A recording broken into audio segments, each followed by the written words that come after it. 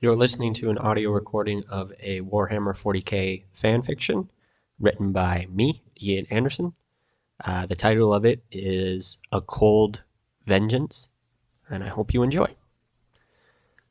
Noam groaned, a sigh of defeat. Today was going to be a long day. She hadn't slept well because of her headache. Her skull pounded, and her nostrils were clogged with phlegm and mucus. Her bones ached, and she wished she could stay in bed all day. She couldn't. In truth, as she slowly shuffled to the door of her chambers, couldn't remember the last day, she had no tasks to complete for her overlords. Her master liked her, she knew that much because she was still alive, where those that failed him died, and died brutally. She had never failed to be useful to her overlords, but her sickness put that in jeopardy. A simple cold aboard an Imperial cruiser could be devastating. Tight quarters and large crews made disease a daily problem aboard any Imperium warship. This problem was only made worse tenfold in the warp. She knew crew members whose voices were coarse from years of strep throat, slaves whose noses bled constantly from decades with a runny nose. They were the lucky ones. Diseases, no matter how mild, could be death in the warp. Time bent in such strange patterns in the tides of the Pantheon that terminal illness could kill you in seconds, or take a lifetime of pain, and decay to fully manifest. She exited her serf's hut with her headlamp on, throwing a strong but small beam of light into the darkness of the ship's halls. She was relieved to see 4 or 5 other dimly lit headlamps traveling down the hall together.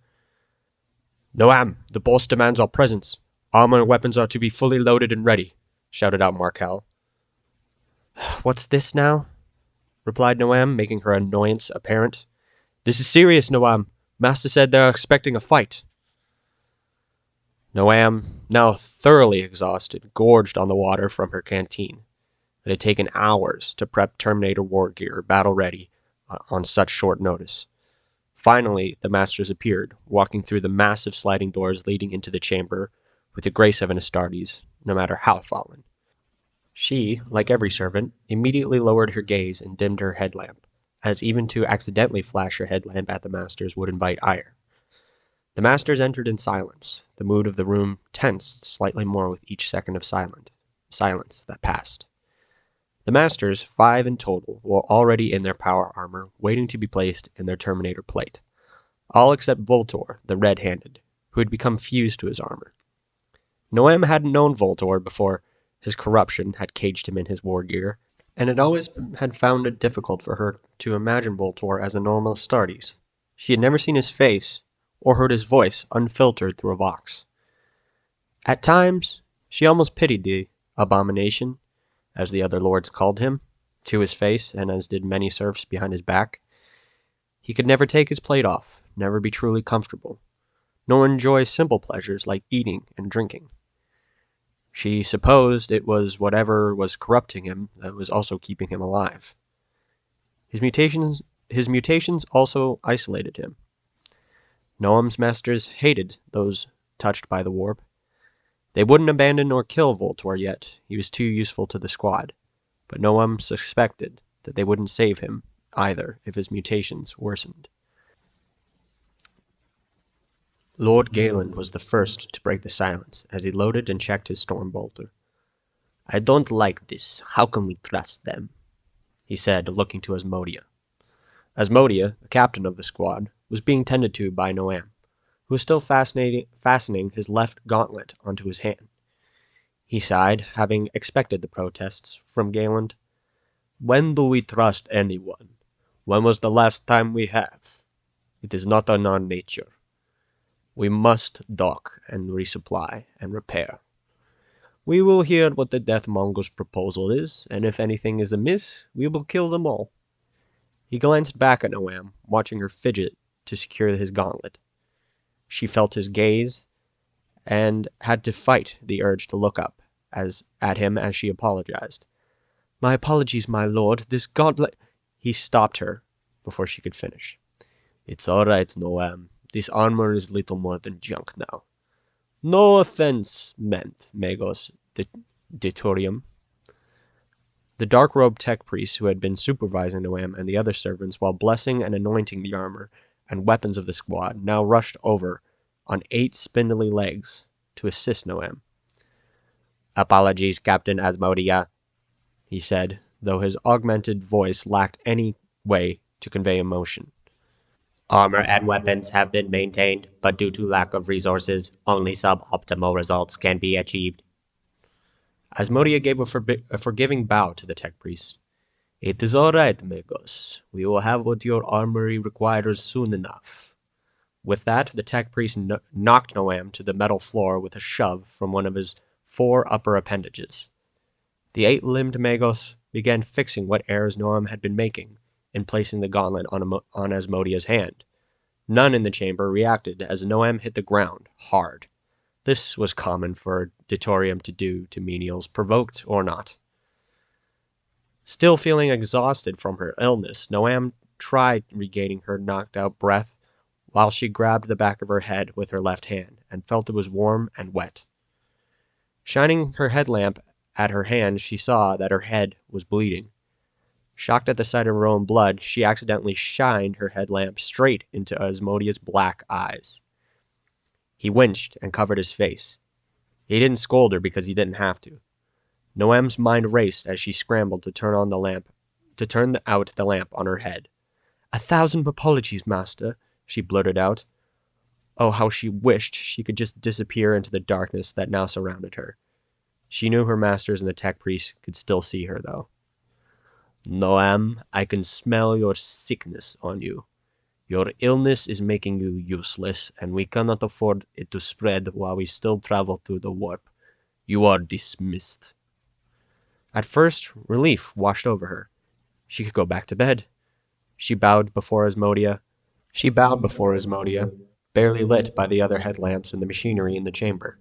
"Thank you, master," she whispered as she turned to exit. It was only when she stepped out of the chamber that she realized she now had to walk back through the ship, in the dark, with her head bleeding, sick, and alone.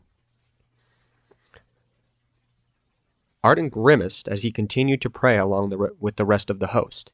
He could feel the nails he had been kneeling on for the past 5 minutes dig deeper into the skin on his knees. Luckily, he thought to himself, the opening prayer was almost over. As the hymn concluded, Arden opened his eyes and stood. The nails in his knees released their grip, and blood began to trickle through the multiple small wounds. Many worshippers groaned and yelped in pain as they stood. Some of the modest slaves, like Arden and the old and the children, had pierced their skin on the nail boards placed before their pews. Some pierced their knees, while others placed their hands or forearms on the nails.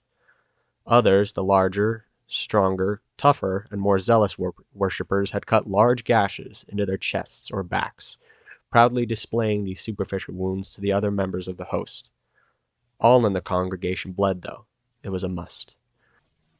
Arden looked ahead to the chancel, where the Coryphus, Radisson Kaisar, stood leading the mass. He wore royal purple ceremonial robes, and held his arms outstretched to the crowd as he continued his sermon. Brothers and sisters, we have been given much by He who is all-powerful. Our ship has been blessed with His might, and that has allowed us to travel safely through the treacherous Pantheon. As He gives a part of Himself to empower our blessed vessel, it is only just that we give some of ourselves back to Him. As he preached, a large bronze goblet was passed around the parish. Each member was expected to bleed into the cup and pass it on. Fleshhounds stalked the aisles, making sure the tithe was paid. Arden shuddered as he recalled many times when the dogs had torn apart those who tried not to pay the blood they owed, even scared children. Next to Kaisar was Ultar, the first blood. His armor was black with red trim, an inverse of the colors of the warband, signifying his rank. On his shoulder pads he had a burning red skull, and on the other a symbol of corn. 8 skulls hung from the chains on his armor. They varied in size and origin. Some were human, some Astartes, and others were from Xenos species that Arden couldn't recognize. In his grip, Ultar held Mauler, his 2-handed chain sword. Ultar glared at all in the chapel, even his own men, with an intense scowl. Ultar relished in maiming and dismembering any who disrespected the holiest place aboard Monarchia's wrath. We are in a time of great challenge as we sail through the Pantheon.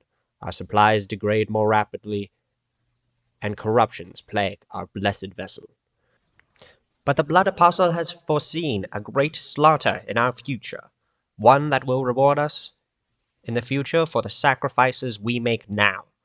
A great spilling of blood that our Lord will grow fat on. As the Corphus continued his sermon, the bronze goblets, now painted scarlet with the blood of the faithful, were passed forward. The next to give their claret were the Astartes. They were assembled in front of the pews of menials and serf. They stood in lines. All were bare-chested, wearing their battle scars with pride. Many of them had scarred or tattooed their flesh with the symbol of corn. They drew blood, carving deeper wounds than any mortal would tolerate. These large gashes would discharge their fair share of blood and be passed along. Though this is a time of great struggle, it is the calm before the storm. Soon our flock will be the ripples upon a tidal wave of destruction that will swallow the non-believers, and we will bathe in their blood. As Caesar reached the crescendo of his sermon, the bloody goblets were passed to the Scarlet Apostle, the only other Astartes in full ceramite plate other than Ultar. The now overflowing goblets were passed to the Corphus, who sliced his tongue open as he declared, "It is in blood that we are cleansed, in blood we are reborn, and in blood we are sanctified." His chin now dripping, he then passed the goblet to Ultar, the goblet so covered in gore that it stained the preacher's robes. Ultar added his own plasma to the dark red mix before bowing to the Scarlet Apostle, who took the goblet in both hands. Upon the altar was an idol to the blood god, sitting upon a throne of 64 skulls. The blood apostle poured the goblet upon the altar without a word. As he did, his flock, Astartes and slaves alike, bowed before the idol. The fleshhounds let out a guttural howl. When the goblet was dripping its last drops, the Scarlet Apostle raised his hands to his flock and bellowed, "Blood for the blood god." His flock responded with a resounding, "And skulls for his throne," in unison. With that, the ceremony was complete. The bare Astartes were the first to be led up, followed by the menials and servants. As Arden was exiting the pew, 2 fleshhounds growled and arched their backs at him, preparing to maul him. Shocked, Arden lifted his dirty pant legs up to his knees, showing his still oozing wounds. "But I gave the blood. I gave what was owed," as if trying to rationalize with these demonic beasts. He then felt the press of a heavy hand on his shoulder. He was swung around, almost taken off of his feet, and he looked up to see the bloody mouth of Caesar grinning at him. "Arden, my dear boy, we are in need of your services." All right, that was part 1 of the story. I hope you enjoyed. I know nothing too crazy is happening yet, but we're going to slowly ramp it up as the story goes on. It won't be too long before some violence, though, so stay tuned. Please let me know what you think so far. Leave a like and a comment, and subscribe if you if you would like to hear part 2. I've written quite a bit already, so I imagine there will be a part 2, a part 3, and I'll just keep going until I finish the story, really. So, yeah, I hope you enjoyed. Thanks for watching.